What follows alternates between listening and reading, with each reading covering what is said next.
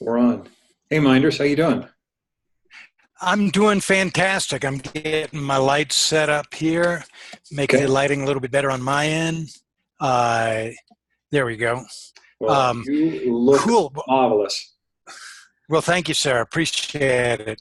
So, yeah, I'm really looking forward to this. Ever since you told me about this technique you've developed, I'm anxious to try it on my quote relevant to my business. Yeah. Well, you sent me your quote yesterday, and I had a chance to take a look at it. So I'm interested to get in. This is. It's funny. I usually I developed this over years and years of having to create new content every week, and I've been showing people this. These are some of my notes from about 15 years ago. Maybe longer. This is probably more like closer to 20 years ago. These are this is for when this came out when I've been a preacher, a missionary, planted two churches, a pastor. Not everybody knows that about my past, but a lot of what I really loved was studying and getting into the text and pulling everything out of it. And I would spend hours and hours and hours doing that. And over the years, I realized I couldn't spend as much time as I wanted to. And so I had to get more efficient at doing that. And so I created a system that let me frame out or kind of break out a text and then give me a worksheet that I could, just an empty sheet of paper that I could fill up with all the ideas that I pulled from this.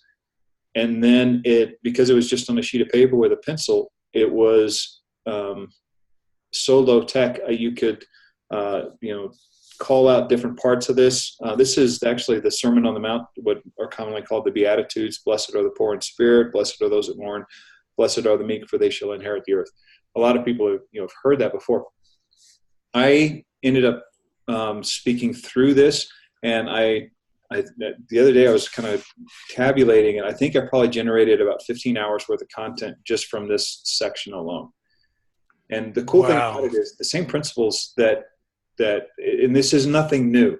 It's not something that I created from scratch. The technique is called exegesis, and it means you're pulling the content out of the text.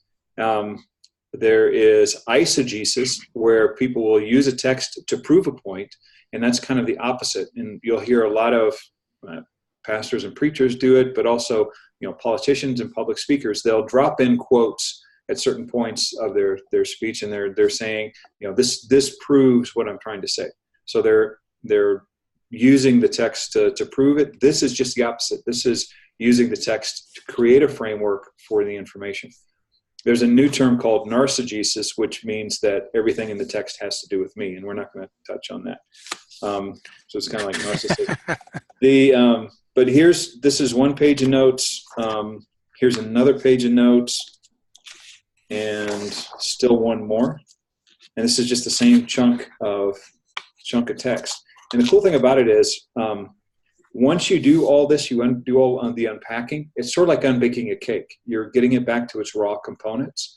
Somebody spent a good deal of time and effort, energy, maybe blood, sweat, and tears, crafting language. If it's good language, I mean, if it's like something off the side of a pill bottle, then that doesn't quite count. But if you're talking about an author, like maybe something from Don Quixote or from Moby Dick or Shakespeare, or pretty much anybody, even modern authors, Stephen King or J.K. Rowling, they've spent hours and hours and hours crafting their language. The benefit of that is it's complicated and it's dense. They've packed a lot of ideas into it. And so you're kind of hacking their craftsmanship, re-engineering it, and then using it to your advantage, so that when you're creating content, you don't have to create something from scratch. All you have to do is unpack what's there, use that as a framework, and then hang your content in it. And one of the main thoughts that I use for this whole thing is a passage in Proverbs. Like I said, I'm a preacher or a pastor, but there's a passage in Proverbs that says, counsel or wisdom in the heart of a man is like deep water, but a man of understanding will draw it out. And I sincerely believe that everybody that gets up and has a passion to speak, they've got a deep reservoir of understanding and wisdom and counsel. The hours and hours that they've spent honing their craft, learning what they've learned, their life experience, all of that constitutes this massive reservoir of knowledge and wisdom. And all of that can be tapped into for content. But what most of us lack is a framework to hang all that content in. This just gives them a better bucket, gives you a better bucket to draw all that wisdom out. And then it gives you a framework to hang it on, so that it's much easier to put it all in order and make it understandable to your audience. So, great. Having said all that, what do you think? Well, awesome. I've had the opportunity to get glimpses of this as we worked a little bit in the past, but I'm really anxious to see what you can do with the passage that I sent you. Cool. Yeah. The other ones that everybody sent me were really, really short. And at first I thought, gosh, that's going to be a challenge. But once we got into it, it's funny that the process works really well for short content. So, Steve Warner sent me a quote from Seneca. I got one from Teddy Roosevelt yesterday from Neil. I have had one from the Iliad, from I think Homer in the Iliad, the Odyssey, and they all seem to work really well. So this one is a little bit longer. It's much more of a narrative, or much more of prose, and so I think it's going to be a fun experiment to see how it goes. So I have both the quotes that you sent. The only one that I broke down is just this one here, the top one. This is kind of a restatement of that same thing. But I thought this said it well, and it gives us some things we can hang content on. It gives us some key things. So really quickly, the way I typically break down a passage or a chunk of content or a bit of text is two ways. One is the easiest way. If you don't know a whole lot about grammar, like what's a prepositional phrase or subjunctive clause, things like that, you can do it as simply as just saying, wherever there's a comma, like here, or period, a semicolon, a dash, beginning quotes, ending quotes, parentheses, things like that. You can use those as road signs and just break down the text there. That's the easiest way to do it. And that typically works pretty well to kind of get the ball rolling. I go a little bit deeper, and then I'll read through the text, and I'll look at things like what are prepositional phrases. So of is always a great prepositional phrase. By, at the edge. These are all clarifiers that are in the context or in the greater text, and they supplement or they support the parts above them or the parts before them. Now, when we read a text, what our brain does is it kind of bakes the cake. It takes all the ingredients that are in the line, and it automatically bakes the cake. And so our brain feeds us the idea. And then we can have the concept, and our brain is incredibly good at filling in any gaps and closing any questions that it finds contextually. We've been learning to do that since we were in grade school. Now, the downside of that is we can also miss a lot of things that are in the text because we see it as a whole. And a great example is that if you're reading a book that's been heavily edited by 10 different editors, and there's still typos or misphrased or run-on sentences, things like that. The reason that those still exist is because of that factor. Our brains will often miss things. You'll have 10 people read over the exact same typo, and none of them will see it because their brains just close the gap. And they literally don't see it. Our brains don't let us see it. But what happens is when we break things down grammatically and we start to break the language apart, it disassembles that, and it short circuits that system in our brain so that we stop seeing everything as a whole and we start to see the individual components. And when we do that, then we can start to ask questions about those components. And then those questions lead us to answers that let us unpack more content and generate things that may not have even been there, but we'll be able to use for our audience. Does that make sense? Yes, absolutely. Okay, cool. So just in the interest of time, I'm gonna we can, if we have time, we'll come back to this. But that's generally how I broke it. So miniature rudder, period here. There's a break, another break here, comma here, break here. So you'll see this on the next page. Here is the quote broken down. And I just spent a little bit of time this morning reading over it. I just wanted to get really familiar before we jump in. Normally, if I'm going to use something like this to generate content, I'll read it at least 20 to 30 times. If I have time, more than that, because I really get to understand it and it gets deeply embedded in my brain and my subconscious, and I can use it to draw from when I'm up on the stage or if I'm in front of a group. You get nervous and your brain's going 1,000 different directions, and you're noticing that the guy on the front row forgot to button his middle button, and that lady has really, really bright red hair for some reason, and all these other things are distracting you. And if you can get more and more of this in memory and kind of inculcated in your subconscious, it makes it easier to draw from later, and those distractions become less of a factor.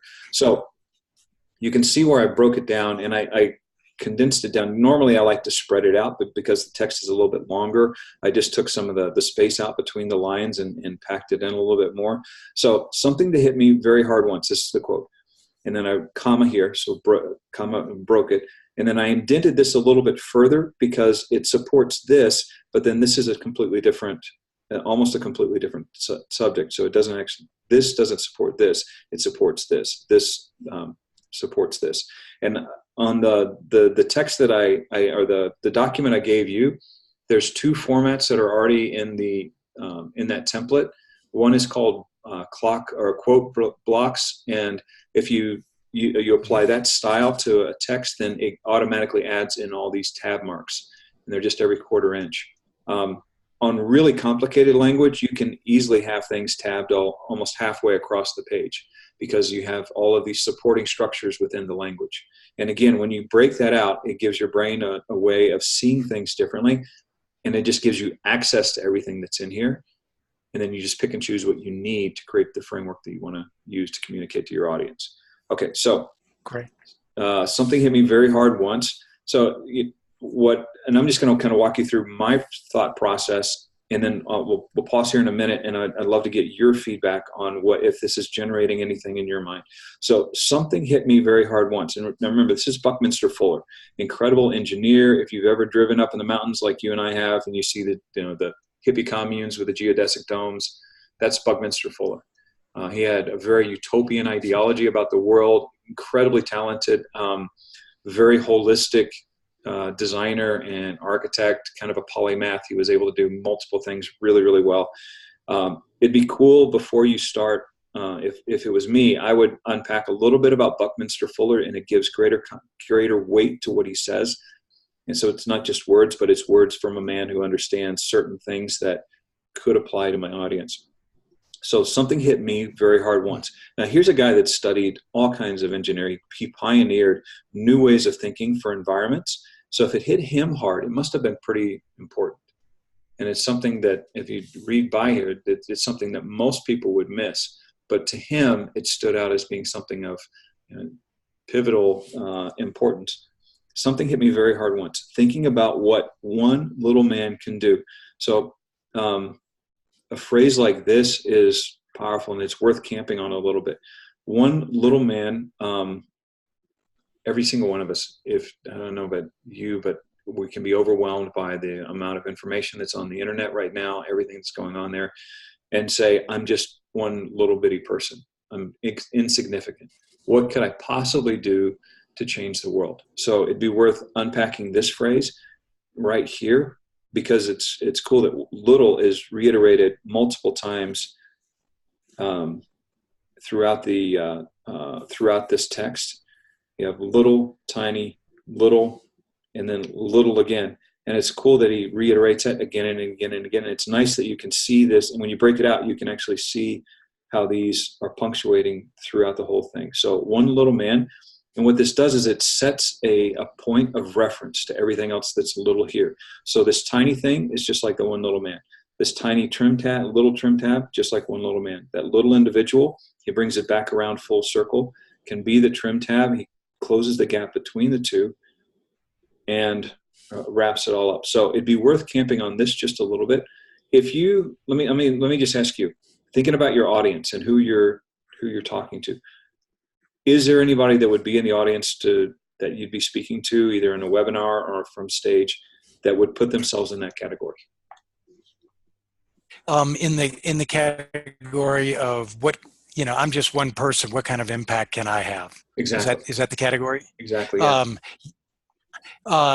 Yeah, absolutely. Because my audience is people who need systems, who are overwhelmed with their business, either the complexity of it or how to move it in the right direction. And so they're feeling like that metaphor of I'm small. I need something to make me more powerful, and so the systems can be drawn into that. Good. Good. So yeah, I would say, spend a little bit of time and create a bit of empathy and say, I don't know if everybody's in this boat, but if you're like me, at some point you felt tiny and overwhelmed by all the things around you, and you're looking for any point of leverage, any pivot, any fulcrum, or anything that you can grab hold of that can do more than you feel like you're able to do on your own. Things like that are great ways to reframe and reiterate what's already in the text. So you've got this as your anchor, you're simply unpacking it a little bit more. So he Right. says, this is him setting the context for what follows. And he says, think of the Queen Mary.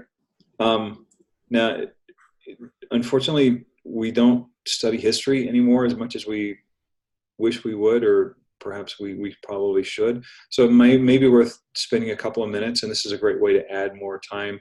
If you have to fill a great deal of time, just spend a minute or two saying what the Queen Mary was, is one of the greatest sailing vessels ever created. In her time, she was the largest vessel, and give it a bit of scope. Say she had this tonnage. She would carry this many passengers. This was the size. To put it in comparison to, like a Carnival cruise ship, she was larger or about the same size, which for the time was, unheard of. And so he's not talking about, we're not talking about small things, but we're talking about really, really large things. There's an old saying, it takes a while to turn a ship. And say that's just the way it is. If you have a large organization with complex systems, it's not overnight that you can change something. And so you're always looking for what is going to give you the edge to give what's needed today, which is, say, the agility or the nimbleness to move through the marketplace. And we're always looking for something that gives us just that little bit of extra turning power. That's what we're talking about today. So think of the Queen Mary. The whole ship goes by. So he's painting a visual picture, and we were saying, now imagine standing on the shore and you're watching this majestic ship go by. You've never seen anything like that in your life, and you're wondering, how does something that big turn? And you notice the rudder at the end. Now, if you're not sure what a rudder is, that's what actually steers the ship. It's a blade of metal that sticks down in the water. You turn it, and it turns the ship, and it's what allows you to steer. So you can imagine on a ship that big, how big the rudder is. So he talks about that. And there's this tiny thing at the edge of the rudder. So again, it's funny that he uses tiny and little. He's drawing the great parallel there. There's this tiny thing, and it's not even, in the middle of the rudder, but it's right at the very edge of the rudder. And it's called the trim tab. I'm not sure what you want to, I need to hear from you what you want to be communicating. I know you're helping your audience with systems and creating new ways of doing business that takes the burden off of them, creates automation, creates efficiency, and helps them to do much more with less. So you're using to build leverage. Yeah, the message is it's all about leverage, Right. and what leverage can accomplish for you. So the trim tab is a leverage, that's on the rudder that ultimately goes through mechanisms and cables all the way up to the bridge, that that the captain uses to turn the ship. So it's the ultimate point of leverage. This tiny little thing on this giant ship at the very bottom, makes all of this difference. And so there's two aspects to go with that. And I'm just going to make a little note for myself here. Mm-hmm. And so one of them is the leverage aspect, and the other is that it normally takes a long time to turn things. Whether it's turning a ship or it's turning around your business, turning around your mindset, etc. And so if you have leverage, to do that. And in this case, it's through the systems and the project management structure. It not only gives you the leverage, to turn the ship of state of your business, but it also creates new potentials. And so I talk about, that. Project management, typically a staff function, is the ultimate line function. We talk about marketing or getting the product out the door as important parts of the business, and accounting and setting up systems and all of that is supporting that. But what if we reframe that, such that the systems, the structure, if you have that in place, it allows you not only to handle all the components of your business and make it more efficient for the people running those tasks, but it also frees up your mind, your energy, your creativity, such that you can attract a lot more into your business. That's really the ultimate aspect of it. And can I give an example for you here? Yeah, absolutely. So I'm working with Tracy Wilson on the Waffle Box, and basically Tracy's main business is a retail agency that has clients who need websites or funnels built, maybe some content generated, traffic, to that, the whole bit. Well, the Waffle Box is the idea of, let's take that and offer those services wholesale to other agencies, who don't understand the depth of all of those services, much less have a staff that can deliver them. And so she needed a way to create an infrastructure that would allow her to take on, the demand that is obviously there, if new clients coming in. So rather than 2 or 3 at a time, to be able to work on 10 or more at a time. And so I am the project management person. I'm the project manager for that organization, and we're pulling in the structure to be able to handle a large number of clients at once. So, so project management in that case becomes the trim tab for an organization to reinvent itself and to bring on a lot more business and clients. Okay. So the rudder itself creates new potentials. It can steer the ship in new directions. It creates space to think. The trim tab then, so what I wrote down in my notes here is at the edge of the rudder. So you got the rudder, you have this massive ship, the Queen Mary, and then you have the rudder. The rudder is what gives you the leverage to change course. It creates new potentials and new space to think. The trim tab then is actually leverage for the leverage. So it's the added capacity to make those changes easier and more efficiently. Does that fit into what you're trying to communicate? Yes, absolutely. And in your explanation, you broke it down as the rudder does certain part of this and the trim tab does the rest. I would say that it really is all about the trim tab, the focal point, that does all of that. So one way, and so based on what you just said there, the new thought that came into my mind is we typically create methods in our business that we think are going to be the leverage point, but we haven't quite gotten there. So those systems that we create on our own are the rudder. And so you have the opportunity through waffle management, my methodology, that's a trim tab methodology. So you have the opportunity through the waffle management, project management technology to take the leverage to a whole new level and create a trim tab where you didn't know it existed.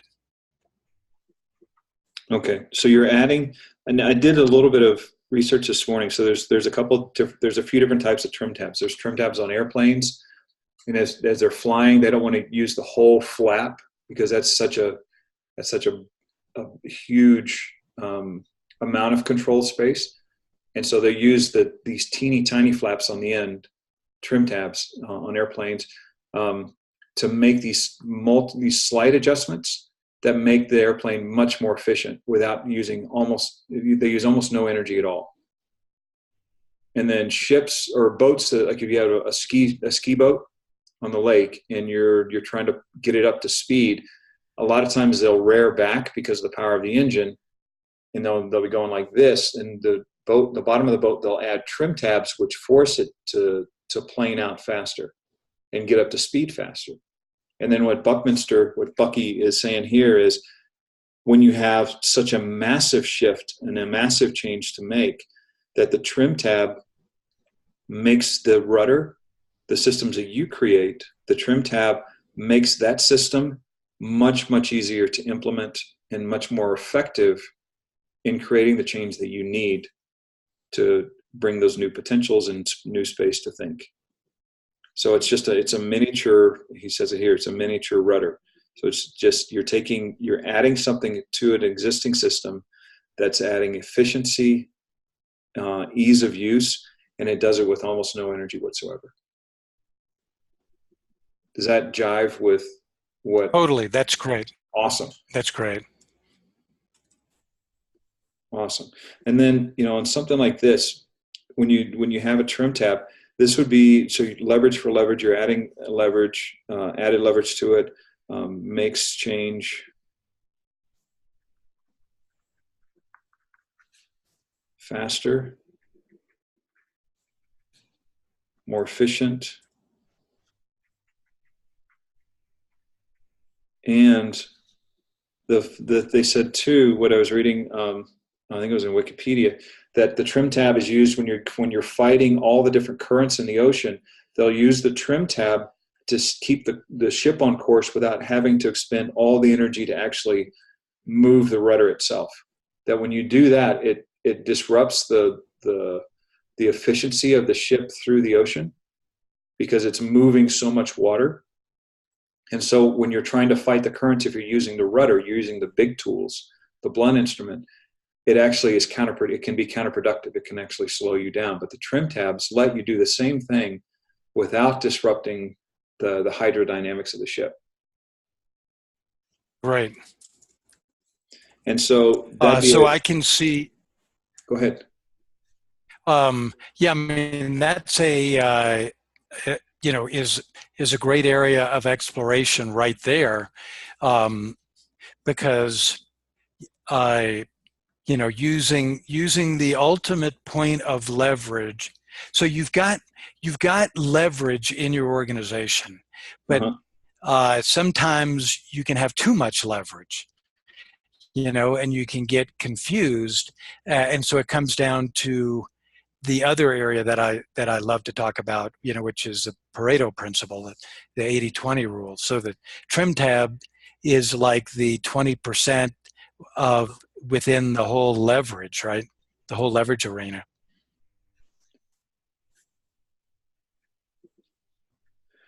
And then a great thing here would then be to talk about just concrete examples. In contrast, to say, if you're an organization, even a mid-sized organization of 20 people, and you need to make a course correction, you can do a reorg, or you can do big wholesale changes that will change the direction.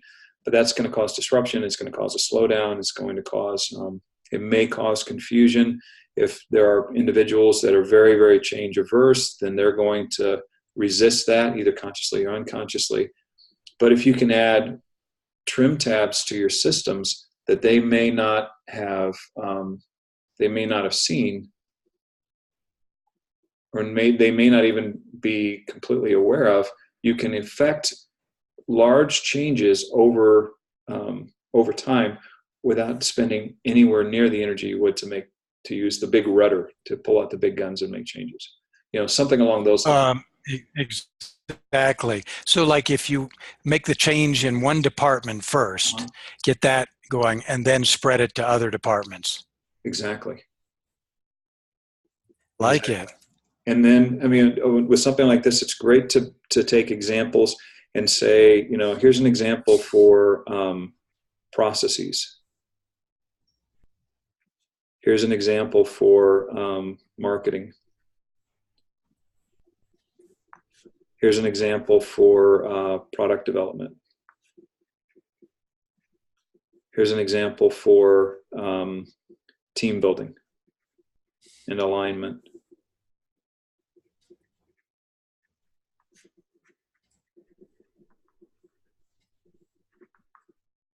And hitting really broad general terms, one of each, boom, boom, boom. Say, the typical response to making, or the typical corporate way to make a change here is to create a new work chart or to shuffle people around.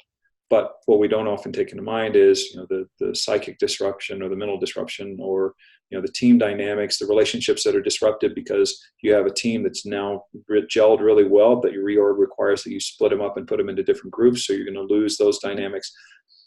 Trim tab changes would allow you to mitigate all of those losses in each one of these areas. And then if you can give just a snapshot example of each one, then your audience is able to say, yes, I didn't understand the first three, but that fourth one, yep, that's where I live. And you're giving a broader range of targets for them to, or a broader range of buckets for them to place themselves into and say, yes, this fits me. Like it. Go ahead. Yeah, that makes a lot of sense. Good.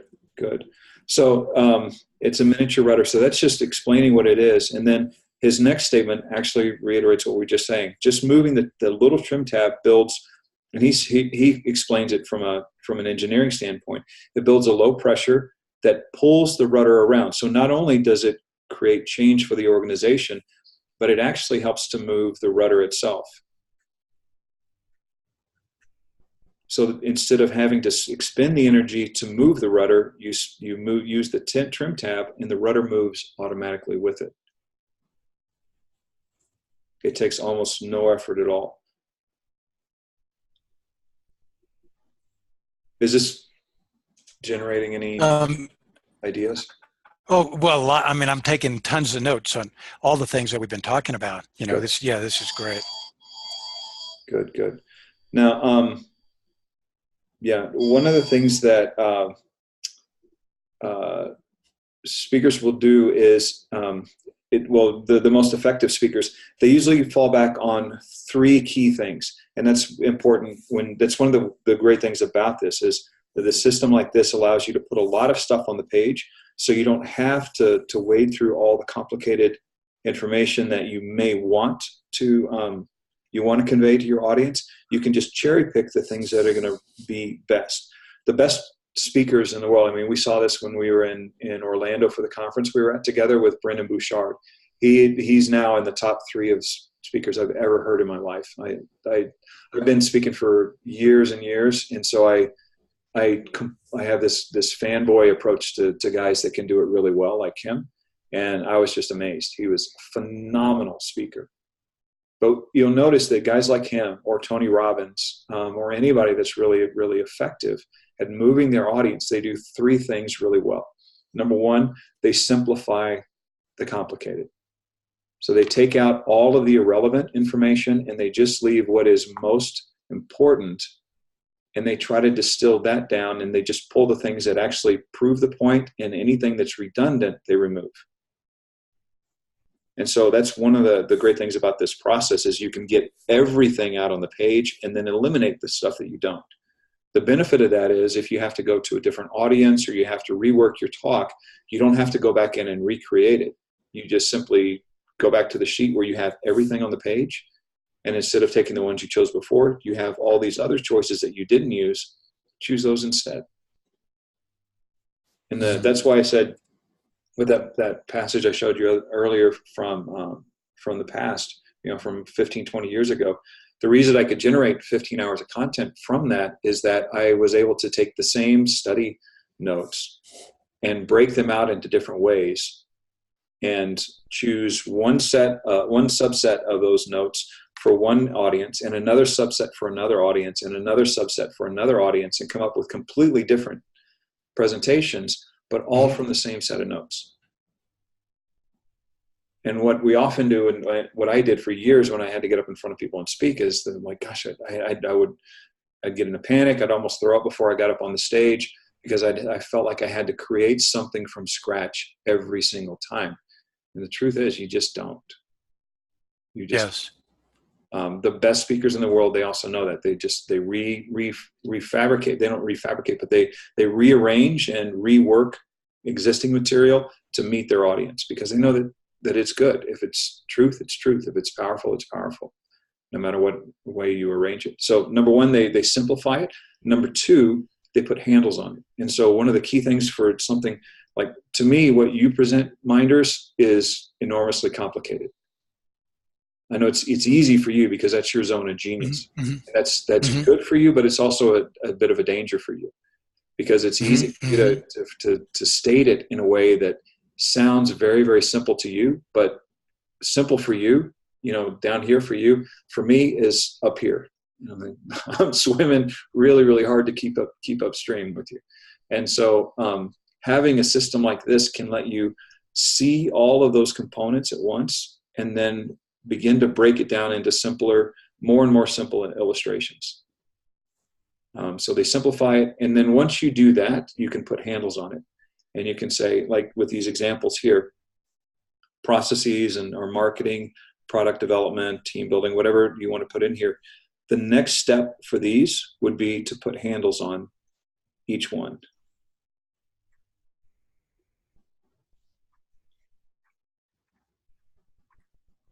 And for your audience, that might mean simple tips like, in your team meetings, instead of going through a reorg, start to make subtle shifts. And it may look like X, Y, Z. And you're giving them easy wins with this complicated information that you've simplified for them. But you're giving them something that they can take away and feel successful almost immediately. You notice that we've seen Tony Robbins together, I think, twice in those short presentations. He does that like nobody else. He gives you very, very clear and simple ways to put handles on these changes that he's talking about. And he says, do this, do it this way, do it consistently, and you'll see the change. And everybody in the audience, is almost without exception, is looking at him saying, oh, you know what? I think I can do that. When you're able to do that, you can begin to generate change in your audience. Otherwise, it's just information.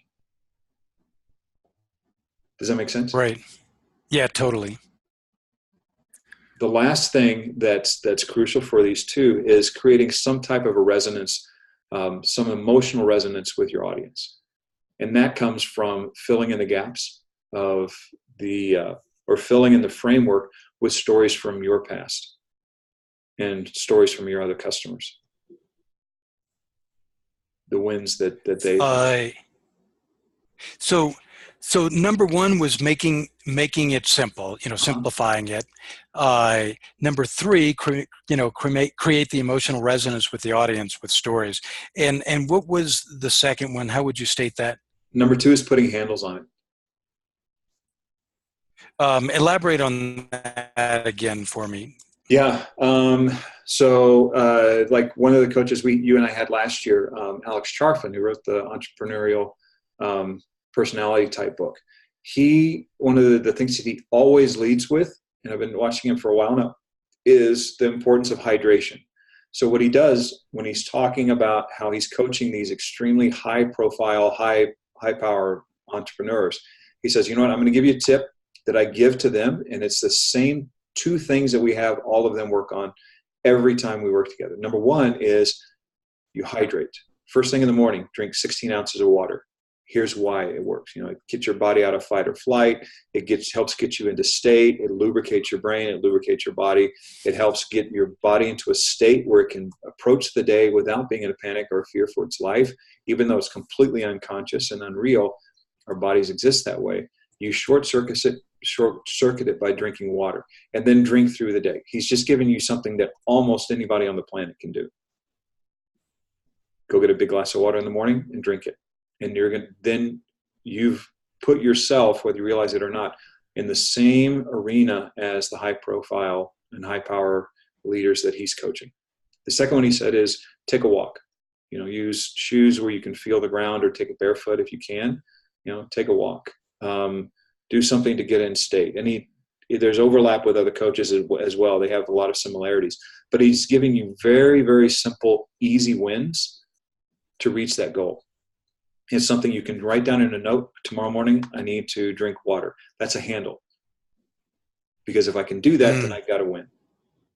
There's a former commander of the Navy SEALs has a great commencement speech in which he says, the best thing you can do, this is the same thing that we have our Navy SEALs do and that I did when I was in training every single day. Make your bed.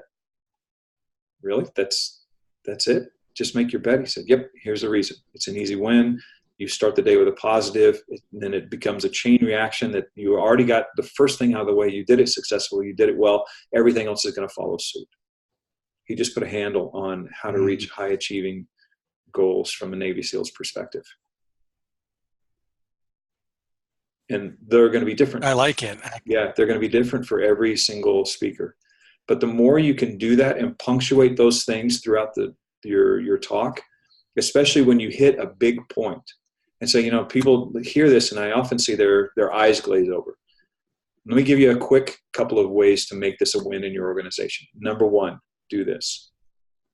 And it's something just anybody can do, literally anybody can do. And you've given them a win.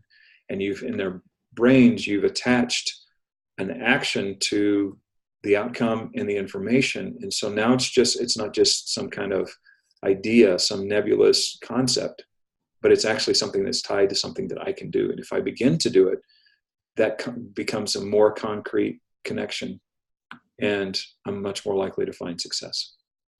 And the benefit is you look like this incredible guru in the realm because you've given them an easy win and they're able to get an easy win.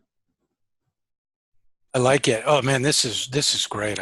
This is really stirring a lot of thoughts for me. Cool. Well, we've got about 6 more minutes. So I want to make sure we get through all of this. So miniature rudder, just moving the little, and again, that tiny word, little, trim tab. If I was presenting this Mynder, I would use different words for little and tiny. I would pepper that throughout. Small, incremental, almost microscopic changes can have great impact on turning the rudder and moving the larger ship. Those types of phrases. What you're doing is you're pegging that language to this concept, and you're reiterating it again and again and again from multiple angles and with different synonyms. You're reiterating it, and you're building an argument. Even though they may not realize it, you're building an argument for the success of this because it's small, it's incremental, it's tiny, it's almost unnoticeable, it's easy to do. It's a little change that affects a big shift. One of my favorite tools is a website called visualthesaurus.com. And I think you have to pay like $5 a month to have access to it, or full access to it. but you type in a word and then it gives you a constellation, a moving constellation of synonyms and antonyms. You can click a synonym and then it does the same thing for that word. It explodes another web of synonyms and antonyms, and you can go as deep in the rabbit hole as you want. But it's a great tool just to visually kind of get some extra words that you can pepper throughout your talk that will reiterate this. If you have a good original text, the structure, once you explode it, you'll actually see that the structure is created with very, very clear intent. We don't notice it, especially with prose or with poetry or text that's really, really well written. That structure becomes invisible because it's seamless. But once you explode it, or you unbake the cake and you get it back to the eggs and cream and butter and flour and vanilla, and you get it back to its raw ingredients, then you can see how it's all put together. And you're short-circuiting the process in our brain that sees all those ingredients on the page, and it makes the cake automatically in our head unconsciously. So I said, so the next thing he says, so I said, and here's the conclusion. And this is where you could, if you were using this to speak, you say, okay, now let's put this into action. So I said that the little individual can be a trim tab. In your organization, no matter what size it is, you have agency, you have the ability or the capacity to affect change, even if it's small. But the power of the trim tab concept is that even small change can move massive ships. We've already seen this. We talked about how big the Queen Mary was, but this little trim tab that was maybe only, this far or this wide itself, that little strip of metal on the trailing edge of the rudder could change the course of the entire ship. And if it's crossing the Atlantic, if that trim tab is off just a little bit, they may want to land in England, but they could very well end up in Iceland or in Italy. Well, they have to go through, let's say, Portugal. They don't have to go past the gate, the Rock of Gibraltar, into the Mediterranean. So little individual can be a trim tab. In other words, that trim tab now is a metaphor for massive change that's fast, more efficient, using great leverage, and creates less disruption. It's easier, part of the 80-20 rule. Now, all of those concepts are tied to trim tab if you've done your job here. Society thinks it's going right by you. Society is just like the Queen Mary. It's this giant ship. But, huge word here, but if you're doing dynamic things, so he's changed the definition of trim tab again. He says it's not just doing something and sticking there, but you're doing dynamic things. It's an act that takes energy and focus. You're doing dynamic things, and mentally, the fact is you can just put your foot out like that. And I'm sure when any of you is talking, sticks his foot out, and the whole big ship of state is going to go too. He's saying, if you want to change your environment, or if you're the boss and you want to change the direction of your ship, if you're a member of a team and you want to change the direction of your team, you may feel like you're just that one little man, but putting your foot out like that, you become the trim tab. You tap into all of this potential here, and the whole big ship of state is going to go in the direction that you want it. So I like it. All right, now I got a couple of thoughts here real quick. Yeah. Okay. And let me just write this thought down.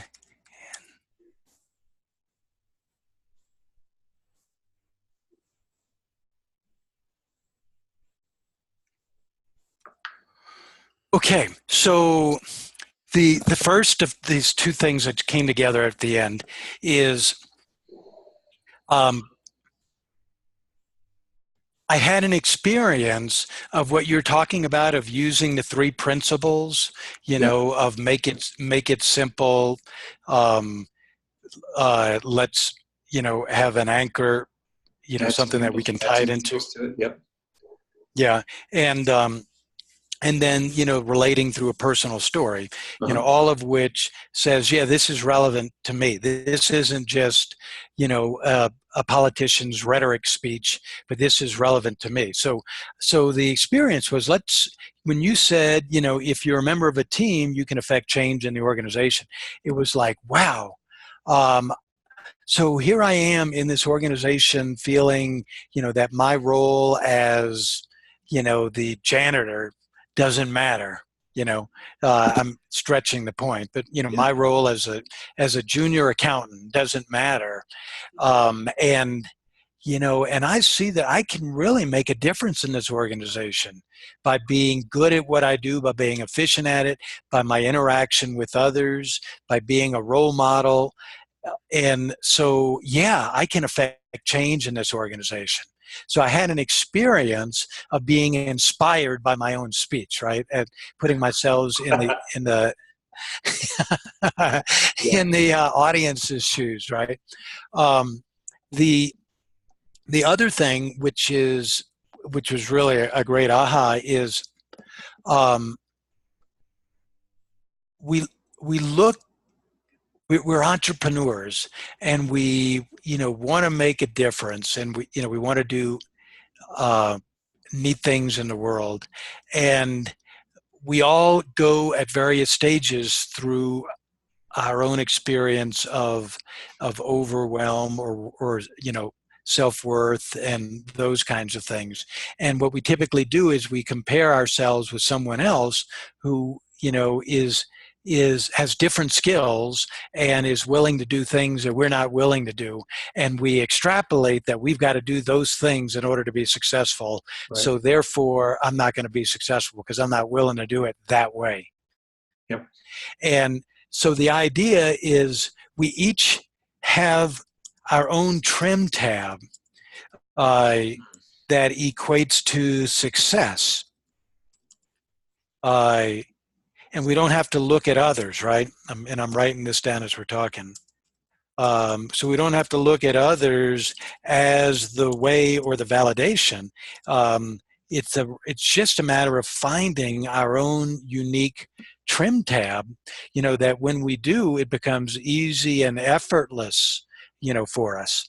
And so I'll give you the example that really brings this home is uh, I was just steering a huge ship in the first quarter of this year into April, about doing a virtual summit in the Amazon space where I used to sell and I have expertise, and I was steering that without a trim tab, and a lot of times with a broken rudder, Mhm. and it was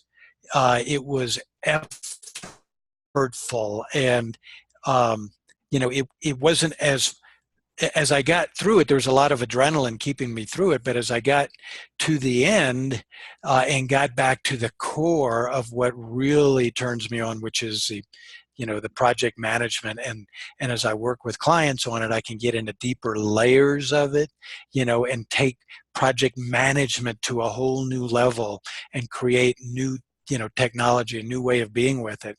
And so that's exactly what I'm experiencing now and working with Tracy in the Waffle Box, is that, boy, we're just taking this to a whole new level. And so it's like when you find your niche, when you find your language, the things, the the tasks that were burdensome, like, oh, I got to go and create Facebook lives and create content, right? Or I got to go and speak to other people's audiences, or I got to write emails. It goes from the burdensome to the things that are joyful and an expression of self and enlivening. Yep. It brings you alive. Wow. Awesome. Cool stuff. This is great. So when you're finished with the dissection part, I want to go into the aspect of how to pull this together and break it into content, that kind of stuff. So let me know when you're there, and I'll ask that question. Okay, absolutely. I'm going to have to jump off of this call. What I'd suggest we do is I'll scan this and send it to you, Mynders. We've got the weekend coming Okay. up, and I'm going to challenge you to create just print out a blank version. You have this in that document I sent you earlier, just the way I broke this down. And I'm going to send you this Been as working an on it. example. But I want you to go through and just take a shot at breaking it out yourself, and kind of creating the same type of notes that I did here, and see what you come up with. And I'd say, one of the best ways to do that is just ask questions. Take each chunk of this and say, let's say this phrase here, at the edge of the rudder. So we know that the rudder is whatever the big tools, kind of the big stick that businesses use to make change. What are some examples of that? How does it work positively? How does it work negatively? How does it work on a micro scale, like with a small team? How does it work on an individual scale? How does it work within large organizations? What are the effects of that big stick approach? Again, positive and negative, and just kind of unpack all of your experience on that point, and then do the same thing with the rest of these. Just asking questions about and again, breaking this out lets your brain see all the individual components. So you have rudder, and then rudder's implied here because the whole ship of state is going to go. It's going to change direction. So it's not in the text explicitly, but you see the effect of it here. So you have 4 key points that rudder pops up. If you can unpack that, then it gives you a deeper understanding of what this word means within the context. And then you can sort of enrich what you're saying, unpack it more. Now, the reason I say do that is because of the flexibility that brings. Then you can stand up in front of, let's say you go to a local city council or a chamber of commerce, sorry, and maybe in Durango, and they say, Mynders, what do you do? Give us a 2-minute pitch of what you do. So, there's this principle called the trimtab, and basically it's this little strip of metal on the end of the rudder. That's what changes the direction of a ship. So these giant cruise ships, they have trim tabs on them, and that little piece of metal actually can change the entire ship without using even a tenth of the energy of using the big rudder that we normally use. And what I find is businesses, they use the huge rudder all the time when what would be more effective, less disruptive, much more efficient, and in the end wouldn't disrupt the dynamics and the forward motion of the organization as much as a rudder, is if they would use trim tab type principles, they could get the same change with less energy and with greater alignment of their team over the course of the same period of time. And I help companies do that. I use trim tab principles to help them become more efficient, change directions, and get in alignment so that they can do more with what they have all the time. Then you've got your whole speech into, say, a minute, 2 minutes. They say, gosh, can you present next week? We have an opening. We've got 45 minutes. We need somebody to present. Would you be able to present that? Say, absolutely. Because you've already unpacked all this. All you have to do is just pull out enough content for 45 minutes worth of a talk, and you hit the ground running. Awesome. Great. So then I'd like to just have a little follow-up section once I've done that, and finish that off. This is great. And if you could send me the recording so I could re-listen to it, that would be great too. Yep, I'll put it in a folder, and then I'll send you the link to the folder, and you can download it from my Google Drive. That sounds great. Very much appreciated. And have you developed a worksheet by which to take a quote like this and analyze it into, to break it into columns and so forth? Mm-hmm. Yeah, that's what I'm working on right now, and that's actually one of the reasons I'm doing these talks with you and everybody else. Is it's helping me get I do it. I've been doing it so long. I just do it automatically, and I don't even think about it. It just happens. And so I'm actually trying to reverse engineer what I do automatically and create a system then that I can give to everybody. Because if I can do it, I can do it. Great. Awesome, man. Well, I'm looking forward to that. And well, I'll let you run now. And thank you so much. You know, this has really been good. I've got some nice juices flowing as a result of this. Good, good. Yeah, I hope so. And man, I can't wait to see what you come up with, because I know you got a deep well to draw from, and you've got an audience that needs what you've got. So, thank you, my friend. All right. Thanks, Mynders. And hey, have a great weekend. All right, You too. we'll And talk happy soon. birthday. Yeah, thank you. Appreciate that. All All right. righty. Talk to you later. Bye now.